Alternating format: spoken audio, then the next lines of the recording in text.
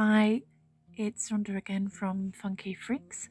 Welcome to another video tutorial. Today's tutorial we're going to be reviewing an old pattern that I made some time ago. The pattern itself, the stitch itself, is a mesh stitch. I made a wedding shawl for a wedding that I attended, and although the tutorial was very basic, I think it was perhaps a little bit too long.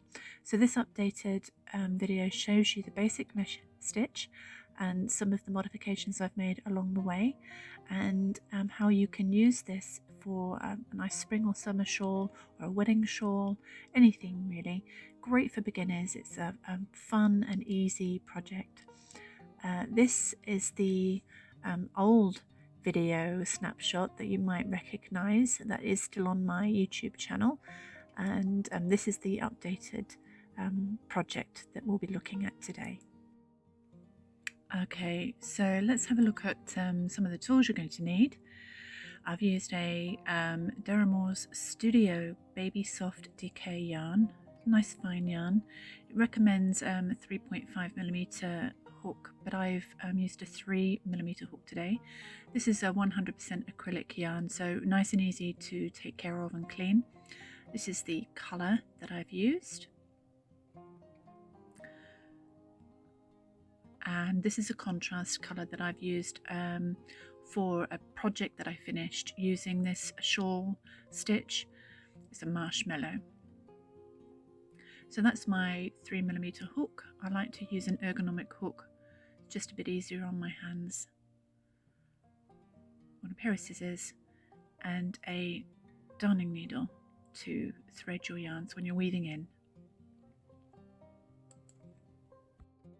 So we'll begin by chaining in multiples of 3 stitches plus 1. So I've done 402 stitches in my shawl and then added another stitch on. So that's for a shawl that's about 1.8 meters long. But you can do your shawl any length that you like, as long as there's a multiple of 3 stitches plus 1. Okay, so just to make a simple slip knot to begin, and using my 3mm hook, I'm going to start chaining. So yarn over the hook and pull through for your chains. So I'll meet you back once I've finished all my chains. It'll take me a little while, and then we'll meet at the end, ready for the setup for row 2.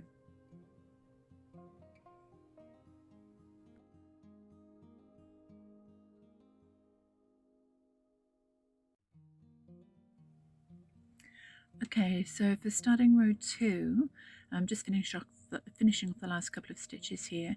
You now want to begin row 2 by making a single crochet into the 4th chain from the hook. I've actually done 3 here, I didn't count very well, so it should be the 4th chain from the end of your hook, and that will leave you a chain loop at the end of your work, a little bit of a space to work into when we come back to it. And then you will chain 3. Then you are going to skip 2 chain stitches, 1, 2, and then single crochet into the 3rd one there.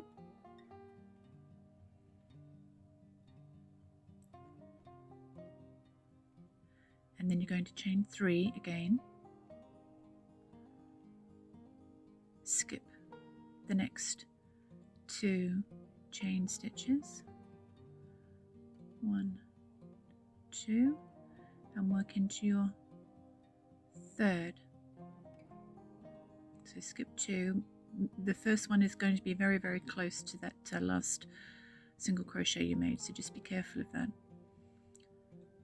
This is a fairly forgiving pattern, so if you do miscount, you can just end your work with your final chain 3 and single crochet. So third one along and single crochet and chain 3. So that's just your repeat pattern all the way down the end. So this is a very simple mesh stitch shawl to make. Skipping 2, 1, 2, and working into the third one. I try and pick up the top 2 loops. I think it leaves for a slightly neater edge. Some people will work into the back loops, and that's fine. You can do that as well if you want to. The back loop, I should say. It's only one. So single crochet into that third chain, and then chain 3 again. And repeat that all the way to the end of the chain. And I'll meet you back once I've done that. For the length of my chain, I should have about 134 3 chain loop stitches across. Obviously, if you've made a slightly longer shawl, you will have more. So keep going, single crochet, chain 3, skip 2, and work into the third. And I'll see you back when you've done.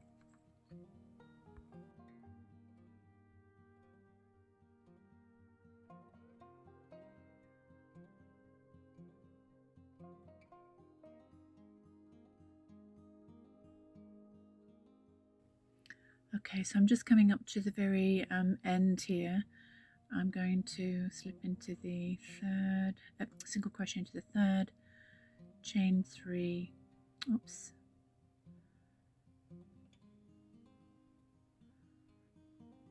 1, 2, 3, and there's 2 more stitches, and there's the third right at the end. And single crochet into the last stitch, and that will make your last 3 chain loop. Then you're going to chain 3 and turn your work, and we'll be then ready for row 3. And row 3 is a very simple pattern repeat again. You're going to work into those chain 3 spaces. A lot of chain there. Just see, each of those chain spaces is what we'll work into. So just getting everything set up and pushed out the way. Ready to start. So you've got your chain 3 and you've turned. You're simply going to work into the loop, not the stitch, just the loop. So single crochet into this loop, like so, and chain 3. Then you're going to move across and work into the next loop and single crochet into that loop space. Not the single crochet there, but in this space here.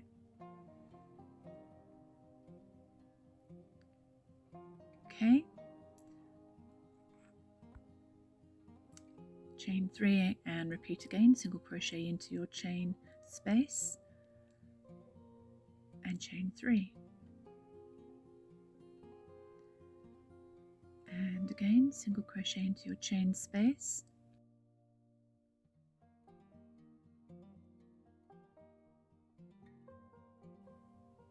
and chain 3.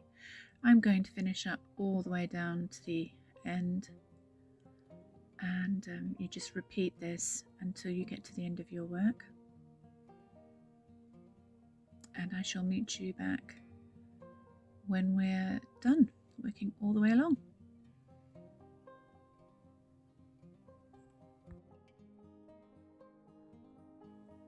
Okay, so just finishing up the last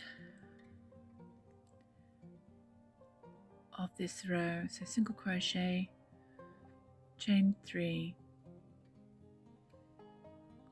find the next loop, single crochet, chain 3, and there's your loop right on the end. Just pull that apart there.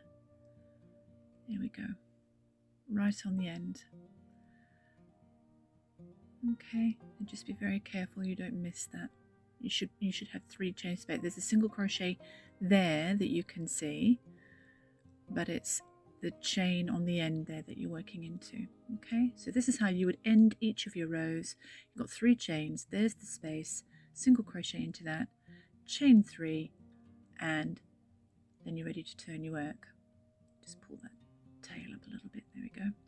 So that's what each and every row is going to look like, and you'll build on that until you've worked 34 rows. Now you can work more if you want a wider shawl, that is fine, but I've worked 34. So again, single crochet into your first 3 chain loop, 1, 2, 3, chain, and then single crochet back into the next loop, 1, 2, 3 chain. Okay, and repeat that for each and every row.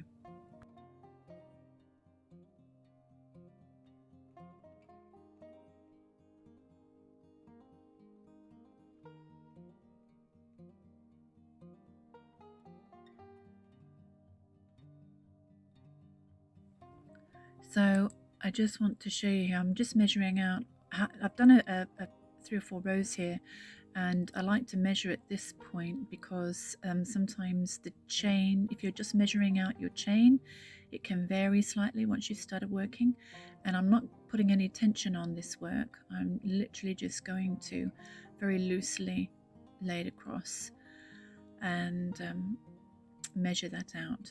So the measurements are here. Okay, so I'm just going to very loosely hang the work against the tape measure, so I'm not putting any tension on. I think that might be the best bet.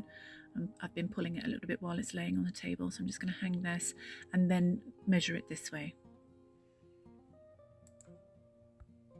Okay, so finished project. I know I've skipped quite a bit. I've not shown you every single row. This is the work that I've done. Quite a number of rows here.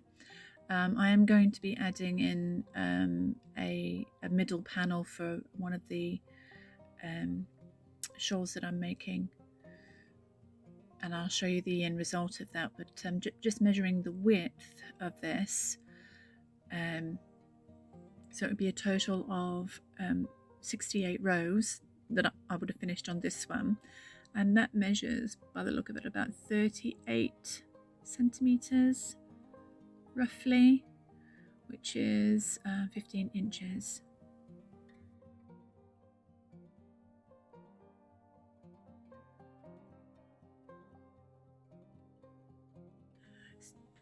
So this project here is another one I've made with a strip in the middle, a border in the middle. Now it's only a very slightly different, a slight change to the pattern, and now I've put a link to the pattern below for this so that you can see how this is done. But again, it's a very simple chain, mesh chain stitch that I've used here. So I hope you enjoyed this update. Please subscribe, click the links below, and I look forward to seeing you in the next video. I think I'm going to show you what my hoard looks like.